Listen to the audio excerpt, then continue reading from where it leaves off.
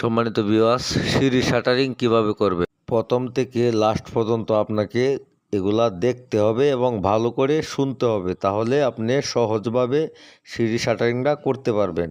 প্রথম যে কাজটা করতে হবে, আপনাকে ফ্লোর থেকে 10 ফিট হাইট, আপনার যেহেতু বিল্ডিং কনস্ট্রাকশনের কাজ, আমরা 10 ফিট হাইটেই ছাদগুলা রাখি।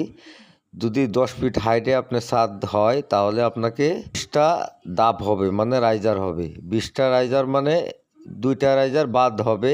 সেটা হলো 2টা ধাপ বাদ হওয়ার কারণ হলো একটা চকি, 2টা চকি, একটা ছাদ একটা চকি, তাহলে আপনার থাকতেছে 18টা থেকে আপনি যে কাজটা করতে হবে, প্রথম যে 9টা হবে, এই 9টা আপনাকে 4 ফিট 6 ইঞ্চি করে শাটারিং করতে হবে। 4 ফিট 6 ইঞ্চি শাটারিং করার পর আপনার চকি যদি 4 ফিট হয়, তাহলে 4 ফিট আপনি শাটারিং করবেন না, 4 ফিট থেকে আপনি 10 ইঞ্চি কম করবেন। কম করার কারণ হলো, এক দিক থেকে আপনি 4 ফিট করতে হবে, যে দিক দিয়ে আপনি রড বাইর করে রাখবেন ওই দিক দিয়ে আপনি 4 ফিট করবেন, আর যে দিক দিয়ে আপনি ল্যাং ঢুকাবেন, যেদিকে ধাপ মারবেন ওই দিকে আপনি 10 ইঞ্চি কম করবেন।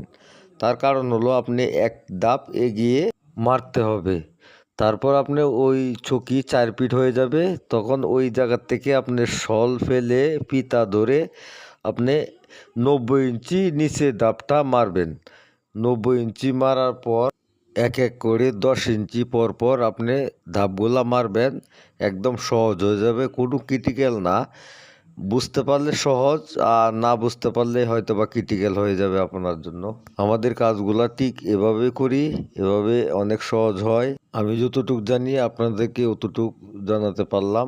শিক্ষার কোনো শেষ নাই, আপনার কাছ থেকে আমি শিখব। আমি যতটুকু জানি আপনাদেরকে অতটুকু তুলে ধরবো। ধন্যবাদ সবাইকে।